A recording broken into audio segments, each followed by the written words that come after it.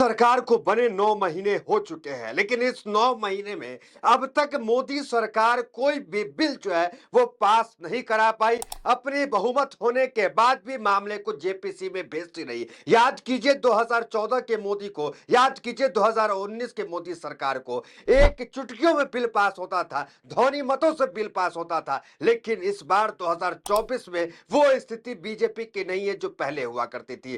काला कानून याद कीजिए किसानों का किस तरीके से पास कर गया कि कांग्रेस के विधायक आए ना आए, लीडर ऑपोजिशन तो खैर उस किसी से वक्त थे कोई ही नहीं, मतलब नहीं किसी था। से कोई मतलब नहीं, ध्वनि मतों से बिल पास कर दिया जाता था। लेकिन 24 की स्थिति दूसरी है। 24 में लीडर ऑपोजिशन राहुल गांधी है, 24 में सांसदों की संख्या भी जो है विपक्ष में ज्यादा है। यही कारण है कि प्रधानमंत्री मोदी और बीजेपी बैसाखी पे टिकी है, उनके पास बहुमत नहीं है और वो कोई भी बिल सीधे तौर पे पास नहीं करा पाई। आपने देखा वक्फ बोर्ड के बिल का क्या हाल हुआ। वक्फ बोर्ड के बिल को जो सरकार बहुमत में है, जिसके पास जन समर्थन प्राप्त है, वो पिछले 10 साल में जिस तरह बिल पास करती रही, वो इस बार वक्फ बोर्ड का बिल क्यों पास नहीं कर पाई, जरा सोचिए। वक्फ बोर्ड के बिल को जेपीसी में भेजना पड़ा, जेपीसी में बिल गया और जेपीसी में क्या कुछ हुआ, बार बार बैठकें हुई, सब आपको पता है। और बिल का विरोध क्या है, क्यों है, वो भी आपको पता है। फिर से बता देते हैं। देखिए बिल में क्या है कि एक हिंदू पक्ष का बिल में होना कमेटी के अंदर, ये एक विवादित मामला है। उसके बाद डीएम का हस्तक्षेप, ये एक विवादित मामला है। और सरकार जो all India Muslim personal law board है, उनका कहना है कि सरकार हमारे इसमें घुस करके हमारे जमीनों को पूंजीपतियों को बेचना चाहती है। अब देखिए क्या खबर निकल के आई वक्फ बोर्ड से लेकर के।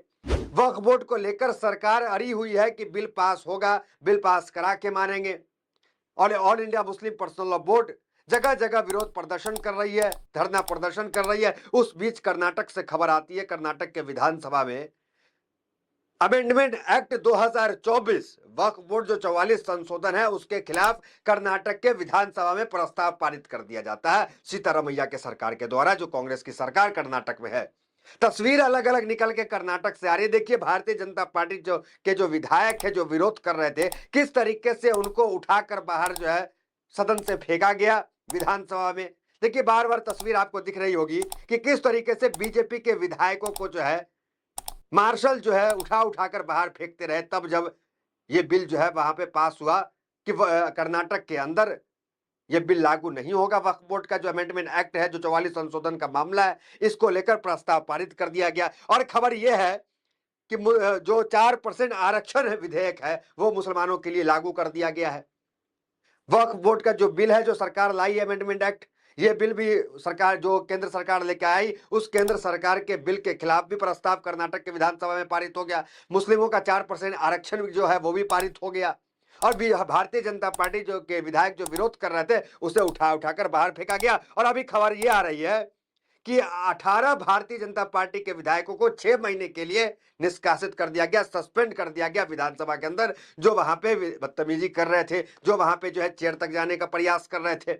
ये एक अच्छी खबर जो है वक्फ बोर्ड के हवाले से निकल के आ रही है। लंबे समय बाद, पिछले 6 महीने से लगातार जो मुस्लिम मौलाना है, उलमा है, या all India Muslim personal law board के जितने भी नुमाइंदे हैं, लगातार देश भर में अलग अलग राजधानी में जाकर विरोध प्रदर्शन कर रहे थे। और लगातार चिराग पासवान जो एनडीए के सहयोगी है, उनसे मदद मांग रहे थे कि चिराग पासवान, नीतीश और नायडू ये हमारी मदद करें, लेकिन इनके तरफ से कोई मदद नहीं किया गया। पिछले दिनों आपने देखा कि जंतर मंतर पर all India Muslim personal law board की बड़ा धरना प्रदर्शन हुआ। फिर उसके बाद अब खबर आ रही है कि 26 तारीख को पटना में, बिहार में जो है बहुत बड़ा विरोध प्रदर्शन होगा। और all India personal law board के जो मौलाना है, उन्होंने एक अपील भी की कि जो भी एनडीए गठबंधन के सहयोगी दल है, चाहे नीतीश हो, चिराग हो, चाहे कोई भी दल अवतार पार्टी करता है, उससे मुसलमान किराना करके रखे। देखिए क्या खबर कर्नाटक से निकल के आ रही है, वो बताना बहुत महत्वपूर्ण है। देखिए क्या सब निकल के खबर आ रही है, जरा देख लीजिए, पढ़िए। कर्नाटक विधानसभा विधेयक के खिलाफ प्रस्ताव पारित किया। प्रस्ताव को राज्य के कानून मंत्री एच के पाटिल ने सदन में पेश किया। चर्चा को विषय रहते विधेयक का मकसद वक्फ संपत्तियों के प्रशासन से संबंधित प्रावधानों में संशोधन करना है। दूसरा देखिए कानून मंत्री ने क्या कहा इस मामले पे, देखिए जो बिल पास किए हैं। एच के पाटिल ने कहा है कि यह अधिनियम देश के सभी वर्ग लोगों की आकांक्षाओं और अवसरों के प्रतिनिधित्व नहीं करती है। यह सदन सर्वसम्मति से वक्फ अधिनियम में संशोधन को अस्वीकार करता है, क्योंकि यह एक ऐसा अधिनियम है जो कर्नाटक के लोगों को सार्वभौमिक आकांक्षाओं और धर्मनिरपेक्ष सिद्धांतों को पूरी तरह से खिलाफ है। यह सदन सर्वसम्मति से केंद्र सरकार के अनुरोध करता है कि वक्फ संशोधन विधेयक 2024 को तुरंत वापस लेकर देश के सर्वसम्मत विचारों का सम्मान करते हुए बिना देरी किए कार्रवाई करे।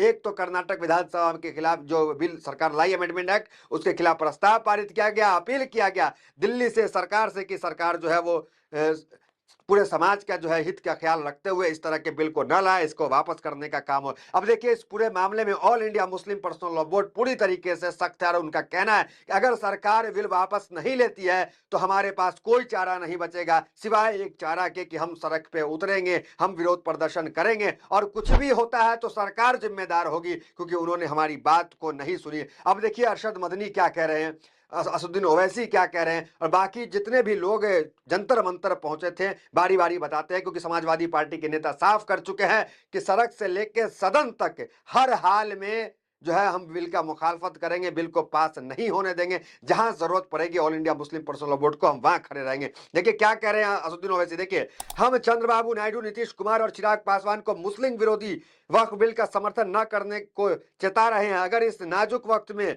आप इस बिल का समर्थन करेंगे तो मुसलमान आपको कभी माफ नहीं करेंगे। ये तमाम बातें वो कह रहे हैं। और कर्नाटक से एक अच्छी खबर, अब देखिए बीजेपी क्या करी जब कर्नाटक में ये तमाम बिल पास हुई, जो मुसलमानों को 4% आरक्षण का मामला हो वो पास हुआ, जो अमेंडमेंट बिल लेकर के सरकार आई थी उसके खिलाफ प्रस्ताव पारित हुआ। आपने देखा था एनआरसी सीए के वक्त भी बिहार में भी बिल पास हुआ, कई स्टेट ने बिल पास किया और कहा जाता है कि 50% से ज्यादा स्टेट अगर बिल पास कर दे तो बिल का कोई मतलब ही नहीं होगा, जो केंद्र है उसको वापस लेना पड़ेगा। देखिए सीतामढ़ी में सरकार के फैसले के खिलाफ बीजेपी क्या करे, देखिए भाजपा नेता विजेंद्र ने गुरुवार को कहा कि मुख्यमंत्री सिद्धारमैया ने केंद्र सरकार के वक्फ संशोधन बिल के खिलाफ बलपूर्वक एक बिल पारित किया जिनका मकसद साफ है। जब मोदी वक्फ में पारदर्शिता लाना चाहते हैं तो सिद्धारमैया सरकार जमीन माफियाओं की रक्षा करना चाहती है। उन्होंने कांग्रेस नेताओं पर जमीन हड़पने का आरोप लगाया। ये बातें वो कह रहे हैं। अब आते हैं सीधा कि all India Muslim personal law board क्या कह रहा है जब वो यहाँ पे धरना प्रदर्शन किया था। देखिए लंबा चौड़ा लेख लिखा था, मुख्य क्या कारण लिखा था, बातें वो आपको बताया था। देखिए नीचे उन्होंने क्या लिखा, हम सरकार के इस संशोधन विधेयक को वापस लेने और पुराने कानून को बरकरार रखने की भी मांग करते हैं, अन्यथा मुसलमानों के लिए जनसंघर्ष के अलावा कोई रास्ता नहीं बचेगा और परिणाम स्थिति के लिए सरकार जिम्मेदार होगी। All India Muslim personal law बिल्कुल साफ है कि वो विरोध प्रदर्शन करेगा, वो जनता पे जो है सड़कों पे उतरेगा और उसके पास यही एकमात्र रास्ता है। देखिए वक्फ बोर्ड को लेकर एक पहले भी जीत हो चुकी थी कि जेपीसी ने एक स्कैनर दिया था, कहा था कि इस स्कैनर को स्कैन करके अपनी अपनी राय दे। 6 करोड़ से ज्यादा मुसलमानों ने वक्फ बोर्ड अमेंडमेंट एक्ट 2024 के खिलाफ अपनी राय जो है स्कैन करके दी थी। 6 करोड़ मुसलमानों ने कहा था कि ये जो है ये बिल है, ये हमें नामंजूर है, इस बिल को हम पसंद नहीं करते हैं, ये बिल पास नहीं होना चाहिए। अब सवाल उठता है कि जब 6 करोड़ मुसलमानों ने साफ कह दिया कि ये बिल हमें नामंजूर है तो ये बिल आखिर क्यों जोर जबरदस्ती पास किया जा रहा है? क्या इसके पीछे भारतीय जनता पार्टी के नेताओं का कोई हित है? क्या इसके पीछे जो है कोई बड़े चेहरे को जो है अंडर कवर किया जा रहा है इस बिल को पास करने के ऊपर? क्योंकि इस बिल को लेकर तो दोस्तों ये वीडियो आप लोगों को कैसा लगा?